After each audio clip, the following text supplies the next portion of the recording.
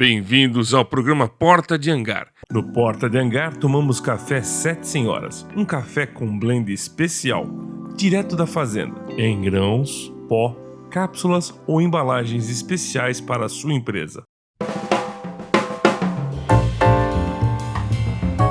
Bem-vindos ao programa Porta de Hangar, que vai ao ar todas as semanas pelo canal YouTube.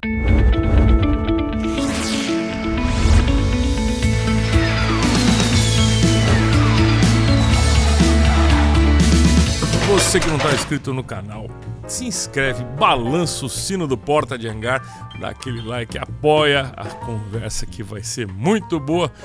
Nosso convidado de hoje, vocês sabem que é um rapaz que faz arte, a arte da guerra no canal Arte da Guerra. Bem-vindo, Coronel Robson Farinazo, ao Porta de Hangar.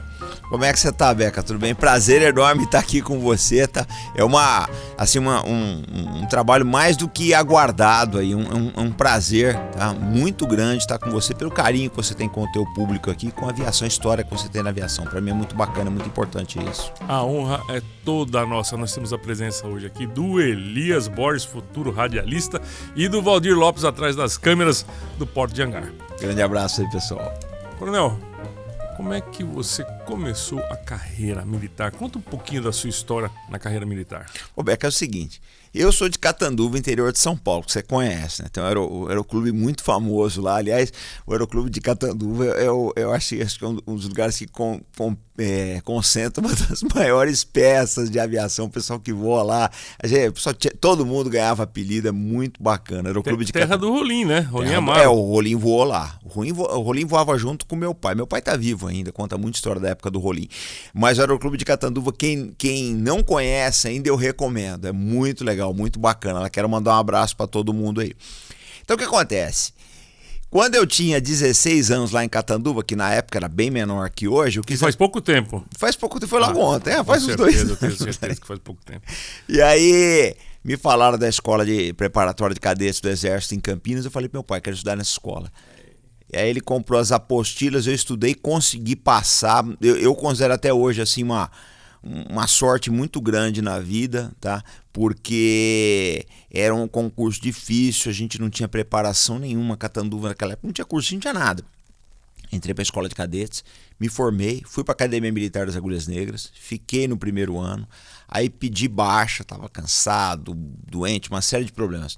Voltei para Catanduva, fiz faculdade lá, aí um dia, no meio da faculdade eu pensei, olha, eu sinto uma saudade da vida militar, é isso que eu quero fazer. Vamos nessa. Aí eu entrei para a Marinha, para o Corpo de Fuzileiros Navais, né? E fiquei lá até ir para a reserva. Eu fui para a reserva em 2016 como capitão de fragata e estamos aí na luta. Que legal. Eu acho que as Forças Armadas ensinam o homem, né? A ser homem, a ser um pai de família, a ser um cara de respeito. Para mim, eu cresci muito ali dentro, Beca. Eu acho que a coisa mais bacana que eu aprendi na Marinha foi ver quanto o brasileiro é sensacional. Sensacional mesmo, tá? Eu aprendi muito com os praças, com os funcionários civis, com os oficiais. Tive chefes maravilhosos que me ensinaram muito. Me apertaram quando eu tinha que ser apertado mesmo. Hoje eu falo sempre... Ontem mesmo meu chefe me mandou... Eu dei uma entrevista, ele mandou os parabéns lá. Eu falei, chefe, graças ao senhor, no que eu aprendi com vocês. Eu acho assim... eu tive a oportunidade de conviver com pessoas maravilhosas. Como é que você vê a indústria atual de armamento bélico no Brasil? Já foi muito forte, né? Eu vou responder e vou dizer por que ela acabou, mas deixa eu só fazer um complemento aqui pro pessoal para tu me entender como é que funciona na Marinha. A Marinha ela tem 3 postos, Beca. É muito difícil. Eu mesmo, para entender no começo, foi complicado. Porque ou você é tenente, ou você é comandante, ou você é almirante. O que é o tenente? É o cara que vai de aspirante a capitão-tenente. O que é o comandante? É o cara que vai de corveta a mariguerra. Capitão de corveta, capitão de fragata, capitão de mariguerra. E o almirante, né, é o contra-almirante, vice-almirante e almirante de esquadra. Só que isso na armada. No corpo de fuzileiros tem o capitão. O capitão-tenente no corpo de... Então uma confusão, às vezes, para o civil, uma confusão tremenda. Porque o sujeito é capitão, né? Ele é capitão no corpo de fuzileiros. Quando ele vai servir no navio, ele é chamado de tenente. Porque não existe capitão na armada. É engraçado esse negócio. Então, por exemplo, no meu caso, É capitão de corveta, fragata e marinha. Eu sou fragata, que é o equivalente ao tenente-coronel na Força Aérea do Exército. Então, aí é comandante. Então, são só esses 3 postos. E aí dá uma confusão desgraçada no telefone. Você quer ver por quê? Você pega, por exemplo, às vezes eu tô falando com alguém, ligava pra uma base, né? Bom dia, aqui é o comandante Robson, eu tô falando... aqui é o comandante Márcio. Você não sabe se esse Márcio é um cara que ontem ele era tenente, ele foi promovido a comandante, ou se é um comandante antigaço que tá para ir almirante na próxima promoção aí. Você não sabe. O cara, você sabe, ele pode estar em qualquer uma ponta desses 2 espectros aí que dura 15 anos, desse gradiente de promoção. Então eu sempre era assim, eu ligava lá, aqui quem é o comandante Robson, bom dia, quem tá falando? É o comandante Márcio. Ô comandante, como é que tá o senhor? Tudo bem? Porque eu não sabia. Às vezes era um garoto, foi promovido ontem. Então eu só tô explicando pro pessoal pra vocês entenderem como é que são o sistema de graduação da Marinha. Então vamos lá, vamos falar aí da indústria bélica. O Brasil já teve, acho que foi a 5ª ou 8ª maior, né, indústria de defesa, um conglomerado de indústria de defesa do mundo, né? E aí o que acontece? Eu acho que com o final da Guerra Fria, primeiro, o Brasil já estava incomodando. É uma realidade, ele estava incomodando. E com o final da Guerra Fria também, o mercado teve uma contração muito grande. Então acho que juntou 2 coisas. Um Brasil que incomodava, um mercado em contração. E o pessoal falou, olha, vamos tirar esses caras do lugar, vamos tirar esses caras da competição, porque competir mesmo, é um fato. O Brasil desenvolveu, você pega aí a Embraer, a equipe do Verde, etc., eles desenvolveram um dos melhores sistemas de saturação de área do mundo, que é o sistema Astros, o sistema de foguetes Astros da Vibraz, tá? Que é uma família que está em operação há quase 40 anos. E a própria Embraer também são provas da expertise do brasileiro.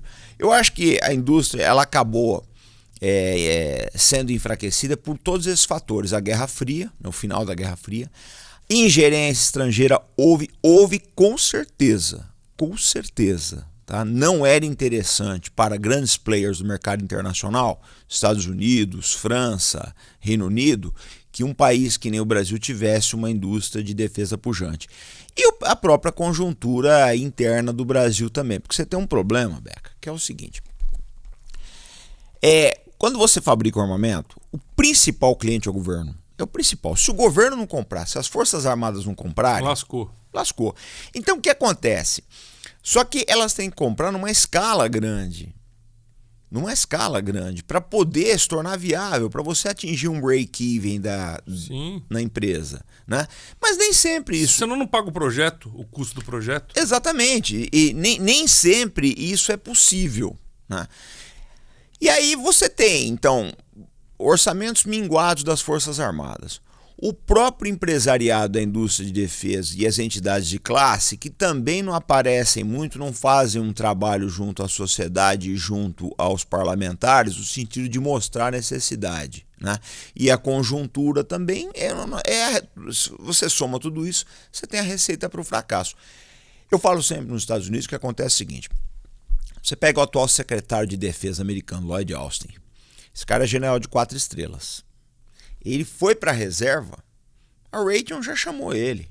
A Raytheon é um dos maiores fabricantes de armas dos Estados Unidos. Chamou e falou, vem cá, meu camarada. Especialista. Exatamente. Dali ele foi pro ministério, para ser o secretário da defesa, que aqui é o ministro, né? Então, na verdade, vamos lá, é meio promíscuo tudo isso, sair de Forças Armadas, ir para a indústria e depois ir voltar para o governo. Misturar o privado com o público, de certa forma, e é bem discutível. Só que não tem outra saída. É necessário. Ou você tem gente que conhece do riscado, fazendo, né, o proselitismo da indústria junto ao governo. Nos Estados Unidos o lobby é legalizado e isso precisava acontecer no Brasil. Isso precisava acontecer, porque a gente tem que ter um pessoal ali qualificado junto aos congressistas para dizer, olha, esse projeto aqui vai ser muito bom para a indústria de defesa. Porque a indústria de defesa, a gente tem que lembrar, Primeiro, você fortalece a economia. Segundo, você traz empregos. Terceiro, você cria condições de defesa para o país. E o que mais precisa, né? Sim. O Brasil é totalmente fácil de ser atingido. Não, ó, você pega esse caso da Ucrânia. A Ucrânia não tem nada. Ela depende completamente da OTAN. O Brasil está numa situação, se não igual, pior que a Ucrânia. Porque a nossa costa é bem maior, inclusive. É bem maior. E a Ucrânia fabricava grandes aviões de transporte, acho que ela fabricava sistemas espaciais também aí. A gente está bem, né? Nós temos a Embraer. A Embraer e a Vibraz são a menina dos olhos da indústria de defesa. Mas eu acho, Beca, que elas não têm a musculatura ainda, sabe? A escala necessária a se tornar um grande player internacional. Eu não acho nem que a ambição talvez precise ser No essa. setor de defesa você quer? Sim, no setor de defesa, que é, né, porque o que sustenta a Embraer, na verdade, é o mercado civil, não tenho dúvida disso. Mas a gente poderia ser um grande player para a América do Sul. Vender muito, vender bem para a Argentina, vender bem para a Venezuela, vender bem para a Colômbia, vender bem para a Bolívia, para o Chile. São consumidores, são players, né, em potencial que nos interessam. São clientes que teriam uma boa demanda para o Brasil. Mas é muito difícil. A grande pauta, uma das coisas que eu mais bato ali no canal, são 5 anos aí batendo nisso daí, é o fortalecimento da indústria de defesa nacional. Eu acho isso muito importante. Agora, você mexeu na Marinha com a aviação da Marinha, que é importante, né? O que a gente vê é que a Marinha não tem a aviação porta-aviões para aviões mesmo, só tem para helicóptero e não tem muita coisa com relativo a isso. Como é que você vê isso aí? O que tem que fazer para mudar esse tipo de coisa? Olha, eu acho que a Marinha tem aquele ditado, né? Popular muito sábio. Te dou um limão, você faz uma limonada. A Marinha ela não faz uma limonada, ela faz uma torta com o limão que o país dá para ela. Ela faz uma torta. Se vira. Pô, ela se vira nos 30. Então, Beca, você tem que cuidar. Vamos lá. A Marinha tem que cuidar do Corpo de Fuzileiros Navais, são 15 mil homens, ela tem que equipar da artilharia, blindados, equipar o infante, batalhões logísticos, etc. Aí vem a Força de Submarino, que é extremamente caro, extremamente complexo, extremamente necessário num país que nem o Brasil. A Marinha faz o que ela pode com os submarinos. Aliás, quantos submarinos tem a Marinha hoje no Brasil? Eu acho que ela tinha 3 da classe KL e agora está construindo esses 4 Scorpene novos aí, né? Acho que vai ficar com 7 no total, mas eu não sei se vai manter todos, né? Eu não sei como é que tá o programa. O custo é alto. Não é só o custo alto, é você qualificar 2 tripulações também. A Marinha tem os planos dela, eu não sei como é que tá isso aí, se ela vai encostar os IKL, o que ela vai fazer. Eu confesso para você que, assim, você me pegou meio de surpresa, eu não sei te dizer se ela vai encostar. Mas o fato é o seguinte, né? O programa de submarinos da Marinha, eu não tô, pelo amor de Deus, pessoal do Porto de Hangar, não vão dizer que eu tô puxando brasa pra sardinha não, tá? Não, fica tranquilo. Mas é um dos programas de defesa mais importantes do Brasil. Mas continuando, ela tem que equipar os fuzileiros, ela tem que equipar os submarinos, ela tem que dar navios de superfície para a armada, ela tem que fazer aviação naval, ela tem que cuidar do sistema de saúde dela também, que ela tem para atender os tratamentos especializados dos militares em operação. Você pega, por exemplo, o submarinista.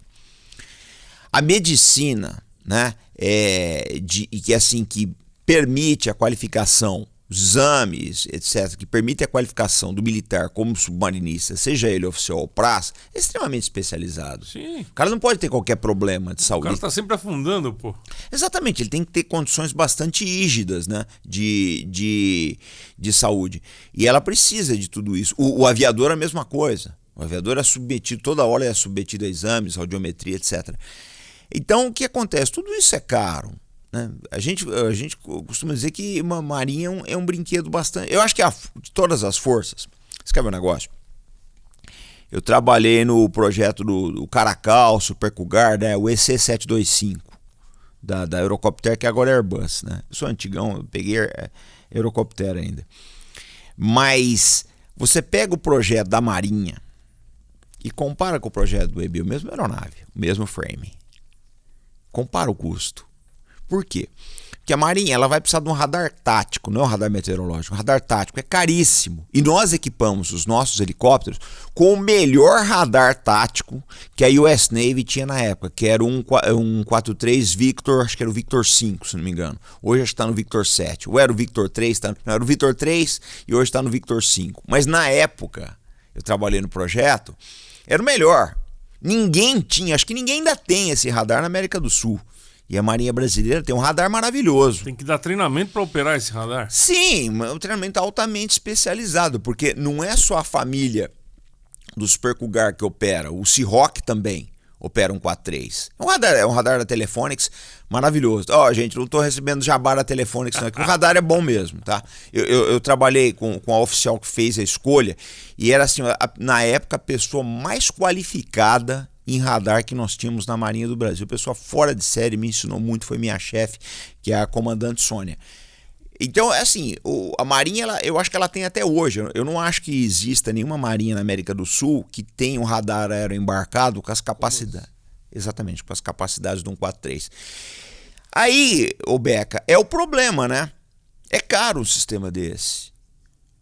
Um sistema de radar desse é caro, um sistema de FLIR que a gente coloca é caro, sistema de radar warning receiver também, que é o sistema de alerta radar. São helicópteros muito bem equipados, porque a guerra no mar ela é extremamente... Você não pode ter erro, né? Um helicóptero desse é um braço avançado do navio. A Força Aérea e a Marinha andam junto na aviação? Anda, a FAB ajuda muita gente. E como é que vocês fazem em matéria de treinamento, de helicóptero, de aviação? Vocês têm um co-chair para isso? Então tem. A FAB-EB parece que tem treinado bastante a qualificação do pessoal aí no Atlântico, né, no PHM Atlântico, e a gente faz muito intercâmbio também, opera muito. Eu tive várias vezes na base aérea de Taubaté ali, em inspeções, em visitas que a gente fazia para adquirir conhecimento. O pessoal sempre faz treinamento lá. A FAB muita e o EB mandam gente para se qualificar no TEPAS da Marinha lá em São Pedro da Aldeia. A gente usa os simuladores deles aí em Taubaté também. O Taubaté eu recomendo aí os inscritos do Porto de Hangar, você conhece lá, né? Sim, nós fizemos uma matéria muito legal. Sim, lá. Ali é fora de série. Agradecendo o General Ricardo, que nos atendeu muito bem, o pessoal. Ali é maravilhoso. Lá é fora de série mesmo. É um lugar muito bacana. Ali é maravilhoso. As três, né? Tanto da FAB em Natal quanto o EB em Taubaté e a Marinha em São Pedro da Aldeia são centros de excelência, porque o helicóptero é uma máquina bastante complexa, né? E uma outra coisa que a FAB sempre nos atendeu muito foi no IFI, o Instituto de Fomento Industrial, e no DCTA também, que eles nos deram bastante expertise aí, principalmente na parte de estruturas, homologação, né? Em especial na modernização dos jatos F1, o Skyhawk da Marinha. Skyhawk, então a FAB ela é companheiraço, EB também, eles ajudam bastante. Os Skyhawk continuam voando na Marinha. O que acontece? A Marinha comprou 23 aeronaves do Kuwait. Era tudo que o Kuwait tinha, a gente limpou o estoque. Desses 23, ela selecionou 12 para operação, né? 12 seriam modernizados. Mas aí a gente cai de novo no problema dinheiro. Dessa modernização, acho que ficou 6 para ser modernizados na Embraer, né? Então mudou tudo, colocaram uma aviônica digital, reduziu a carga de trabalho do piloto, né? Você tem condições de colocar um radar israelense muito bom, radar fora de série, né? Radar o ELTA israelense. Sistema de alerta radar, diversos outros improves aí que o Skyhawk recebeu, de maneira que ele é um avião hoje que está bastante assim, hoje nós temos o Skyhawk mais moderno do mundo, né? São poucos operadores, essa é a verdade. Agora, para você ter uma reposição de peças desse avião, existe uma reposição ou a Marinha canibaliza algum avião desse tipo para poder repor peça? Beca, depende muito, porque, por exemplo, para aquilo que foi modernizado do avião, você tem, lógico, a própria Embraer junto aos fornecedores que ela subcontrata, aquela Prime Contractor, ela tem essas peças. Agora, para aquilo que não foi mudado no avião, aí você tem alguma, já fica mais complexo. Mas a CNBW, a Comissão Naval Brasileira em Washington, ela tem uma rede de fornecedores americanos lá que ajudam bastante a Marinha nesse quesito, né? Eu não sei como é que está hoje, porque já tem 6 anos que eu fui para a reserva. mas é complexo. A Marinha tem condições de construir um porta-aviões no Brasil? Eu acho que se tiver dinheiro tem. O problema não é nem a Marinha, né? É a indústria naval. Porque a gente cai naquilo, Beca. Mas a Marinha tem indústria naval dela, não? Não, ela depende, lógico. Ela tem expertise, ela tem excelentes engenheiros, ela tem um centro de projetos navais aí, né? Tem o CASDAV também, que poderia desenvolver sistemas. Mas é um problema de dinheiro, porque a gente cai naquilo que eu falei. O que aconteceu com a indústria de defesa, aconteceu com a indústria naval brasileira. Sim. Né? Ela foi perdendo competitividade porque perdeu o cliente, uma série de outras coisas, né? E aí o que acontece? Hoje você precisaria revitalizar esse parque. Você precisaria. Porque é um negócio que eu falo, gente. Vamos lá. Todas as vezes que a gente compra material nos Estados Unidos, um material novo, um material usado, eu vejo que o pessoal bate palma aqui e fica contente. Só que a realidade é que compensaria muito mais você fazer um material no Brasil, apesar do custo, ia sair muito mais caro, mas você teria autonomia. Porque o dia de amanhã, quando os Estados Unidos chegar para você e falar, eu não vou mais te entregar esse helicóptero, você tá danado.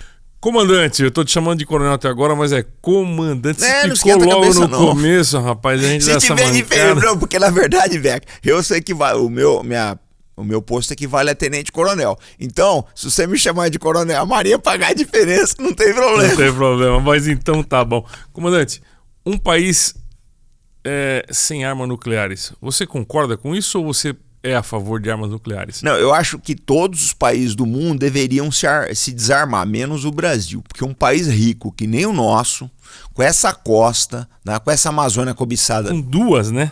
Exatamente. Dois lados, né? Esse é o problema, né? Sim, a gente tem problema dos dois lados. Você diz na Amazônia e no... Exatamente. O Pacífico para cá, a Amazônia, os nossos países vizinhos e o Atlântico, não? A gente tem muita coisa. Eu vou te dar um exemplo que desarma qualquer pessoa aí que seja contra armas nucleares. A Ucrânia tinha armas nucleares. Ela tinha. Ela entregou as armas nucleares dela em 1994 para a Rússia. Ela entregou para a Rússia. Que coisa inteligente se fazer, não? Entendeu? Então, é complicado. Eu não preciso dizer mais nada, né? Toda vez que alguém chega e fala, não, porque eu sou contra armas nucleares, você conta essa história da Ucrânia e fala, tá bom, se você é feliz pau, assim... Né? Se é feliz assim, vamos lá. Mas você acha que tem que ter um equilíbrio, ou seja, o país certo para entregar essas armas nucleares... Tem países que não podem ter arma nuclear, que tem ditador maluco da cabeça, mas você acha que tem que existir um equilíbrio com isso ou não? Ô Beca, o único artefato que garante que ninguém vai ter pretensões territoriais com você são as armas atômicas. Eu não tenho dúvida. Soberania total. Total. Você pega a Coreia do Norte, que é um paizinho pequeno, um PIB ínfimo, mas ninguém mexe com aquilo. O Trump precisou negociar lá com o Kim Jong-un, porque eles têm armas nucleares. É uma realidade. Foi uma miopia muito grande dos governantes brasileiros, principalmente do seu Fernando Henrique Cardoso, de assinar o Tratado de Não Proliferação de Armas Nucleares. Ele pegou um dos países mais ricos do mundo, mais cobiçados, que é o Brasil, e deixou desarmado. Essa é que é a verdade, deixou desarmado. A gente está andando numa área ali de marginais, né, que o mundo é isso, o mundo é um lugar perigoso. É bom o pessoal saber, o mundo é um lugar muito perigoso. E nós não temos defesa, isso é um fato, nós não temos defesa nenhuma. O dia que encostar uma esquadra americana aqui, chegar e falar, ó, nós vamos bloquear o mar de vocês não vão mais exportar soja, não... Acabou a economia do Brasil, mesmo, né? Bloqueia mesmo. Agora, você não faz um bloqueio contra uma nação nuclear. Você quer ver um negócio? Eu te provo isso. Há pouco tempo atrás, o presidente da Ucrânia, o Volodymyr Zelensky, ele fez um escarcéu, fez uma pressão tremenda em cima da OTAN para ela montar uma zona de exclusão aérea na Ucrânia para as tropas russas não avançarem. Essa zona de exclusão aérea foi feita na Líbia em 2013, foi feita no Iraque nos anos 90 e foi feito também no Kosovo em 1999. Eles não fizeram na Rússia. Ninguém é louco de fazer uma zona de exclusão aérea num país que tem 7 mil ogivas nucleares. Então, a realidade é que quando você tem armas nucleares, você bate na mesa e fala, isso aqui que eu quero e acabou. Você pode ver, ó, estão mandando armas para a Ucrânia, muitas armas. Né? É discutível a qualidade dessas armas, é bastante discutível, mas ninguém quer colocar soldados ali. Porque se você colocar um soldado americano lá, a Rússia pode chegar e falar, você tem 2 horas para tirar teu soldado daqui, eu vou jogar uma concentração de armas nucleares táticas. Essa é a realidade do jogo geopolítico. né? O pessoal fala... E foi assim na Guerra Fria? Sim, ninguém... Os americanos, eles queriam... Havia intenções de alguns generais na Guerra do Vietnã em jogar uma bomba atômica no Vietnã do Norte. Só que eles lembraram do seguinte, ó, ali é a fronteira com a China. A China também já tem armas nucleares. Vai haver uma retaliação. Vai ser uma confusão. Então, em 73 é um dos fatos mais emblemáticos sobre armas nucleares. Israel foi atacado no dia de Yom Kippur, em outubro de 1973, pelas forças do Egito e da Síria ao mesmo tempo. Foi um desastre. Foi o maior desastre militar da história de Israel. Tá? Os sírios avançando em Golã e os egípcios avançando no Sinai. Eles achavam que Israel ia ser destruído. Só que eles tinham armas nucleares. E o governo da Golda Meir, ela ameaçou o emprego de armas nucleares em Golã. Aí o secretário de Estado americano, que era o Kissinger, falou, não, vocês não lançam e a gente vai abastecer vocês com armas, com todas as armas que vocês precisarem. Aí fizeram a Operação Nickel Grass, que na época foi a maior ponte aérea militar da história da humanidade. Então, em 73, eles levaram... Tem casos, é história interessantíssima, de pilotos de Skyhawk americanos que eles decolavam de porta-aviões do Mediterrâneo e pousavam. O cara, acho que vinha dos Estados Unidos, pousava em porta-aviões para fazer abastecimento, ou decolava direto de porta-aviões, e iam para Israel. Chegava lá, entregava o avião, né? Enquanto ele estava tomando um café, comendo um lanche, já tinha gente trocando a pintura. Que coisa. Foi um desespero. Os sírios estavam avançando em cima de Golã com as divisões blindadas, e os egípcios estavam tomando o Sinai. O que salvou Israel da destruição foi a bomba atômica. Falaram, ou vocês repõem as nossas perdas de armas, ou eu vou soltar uma bomba atômica em Golã. E ninguém quer isso. Os Estados Unidos limpou os arsenais da Alemanha. Comandante, qual é a direção que está tomando essa guerra entre Rússia e Ucrânia? E o que vai poder sobrar para nós disso tudo? Bom, vamos lá. Eu vou falar para você uma coisa que eu tenho feito fui entrevistado diversas vezes sobre esse assunto, e eu vou dizer para você a mesma coisa que eu estou falando para todo mundo. Claro. Analisar a guerra da Ucrânia, você pega uma mesa que nem essa, pega um puzzle de 5.000 peças, joga aqui faltando peça, ainda mistura outro, e você tenta montar. É isso que está acontecendo. Por quê? O Beca, eu assino, eu compro a revista que você conhece, Air Forces Monthly, Air International, todas elas, eu leio todas.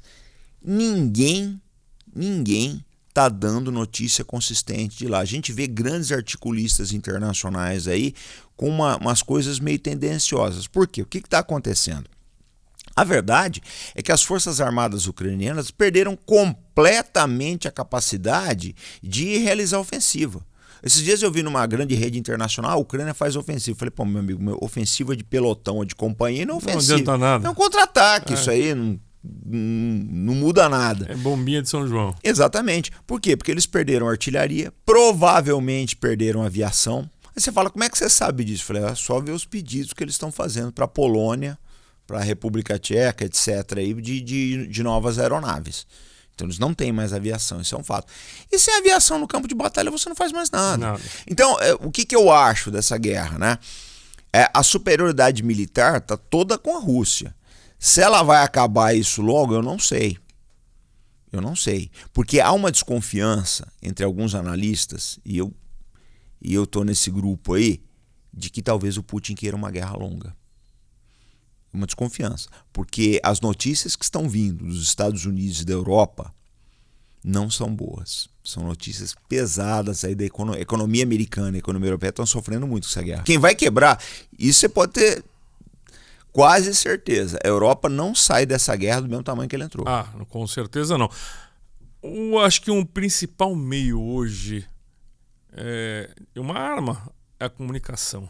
Sim. Você acha que a Rússia pode cortar alguma comunicação entre a Europa e o continente americano?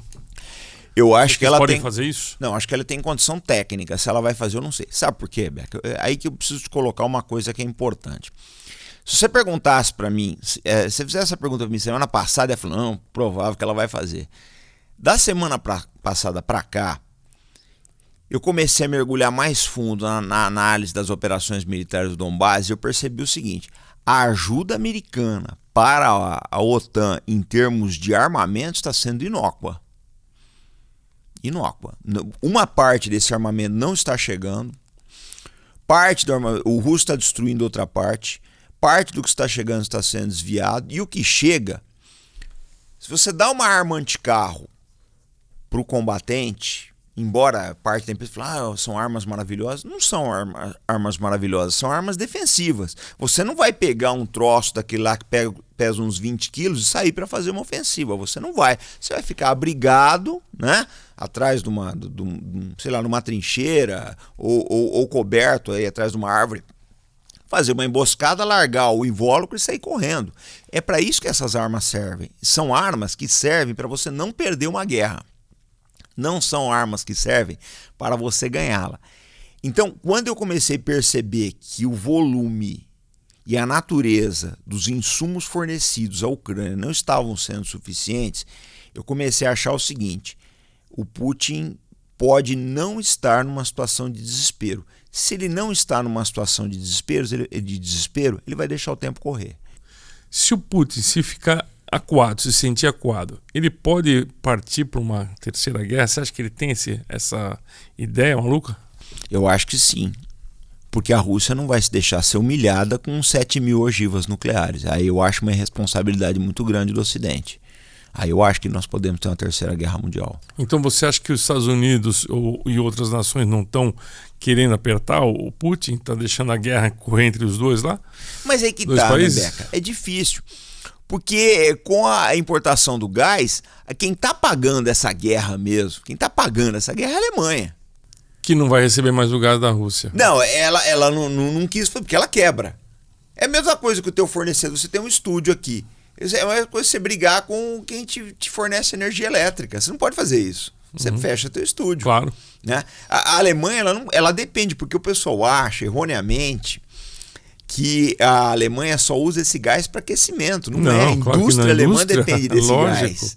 A indústria alemã depende. Aí vai ter que trazer de navio dos Estados Unidos, da Bolívia. Não é inviável, é inviável. O custo é inviável. No preço que o russo entrega, o americano não tem condições de competir. Porque não é só você trazer de navio. Você traz de navio.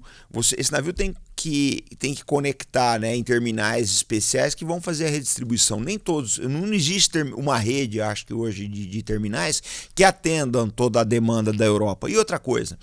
Mesmo isso, eu acredito que você tem uma perda, né, de eficiência aí nesses terminais. A verdade é que se você pegar, acho que 9 entre 10 especialistas da área, eu não sou, mas especialistas da área de gás, vão te dizer, olha, no curto prazo não tem como substituir o gás russo. Então quem está pagando essa guerra é a Alemanha. Eu não sei até que ponto, Beca, que as pessoas vão ser tão malucas de destruir a própria economia só para dizer, não, eu estava certo, eu segurei a Rússia. Não vai acontecer, eu acho que não vão. Mesmo que a Alemanha pare de comprar o gás russo, a Rússia vai vender esse gás para a China e para a Índia e não vai parar a guerra. Eu acho uma bobagem muito grande. Você quer ver uma coisa? Tem certas coisas que não funcionam. Você trabalhar contra projeto nacional, contra aspiração nacional, aspiração de uma sociedade, não dá certo. Eu vi hoje eu tuitei isso aí, né?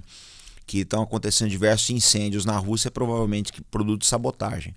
E o pessoal acha que isso vai mudar o desejo do Putin. Não vai. Israel e os Estados Unidos mataram diversos cientistas nucleares iranianos e o projeto nuclear do Irã vai bem obrigado. Então eu acho bobagem isso. Sinceramente eu acho bobagem. Acho que o melhor a ser feito era forçar um acordo de paz. Isso dava para ser feito. Forçar um acordo de paz ali, forçar um cessar-fogo pelo menos para a população ucraniana parar de sofrer. É a população que sofre. Muito. Para finalizar nosso papo, eu gostaria que você dissesse o seguinte: o que o Brasil tem que aprender, a lição do Brasil com relação a essa guerra? Pensar o futuro. Porque o que acontece é o seguinte, são duas coisas que o Brasil tem que aprender. Primeiro, a Ucrânia, essa situação não começou hoje. Essa situação começa em 2013 para 2014 com a Revolução do Maidan. Tá? De lá para cá, a Ucrânia continuou sendo um país à deriva, não se preparou e está vendo todo esse desastre. Ela abandonou suas armas nucleares muito antes disso, lógico, mas ela não investiu pesadamente em defesa, não investiu num relacionamento melhor com a Rússia. Enfim, está aí o problema. Né? E a outra coisa que o Brasil tem que aprender a se preparar. pensar o futuro. E a outra coisa, que o que aconteceu na Ucrânia foi uma revolução colorida, onde se dividiu a sociedade e chegou onde está.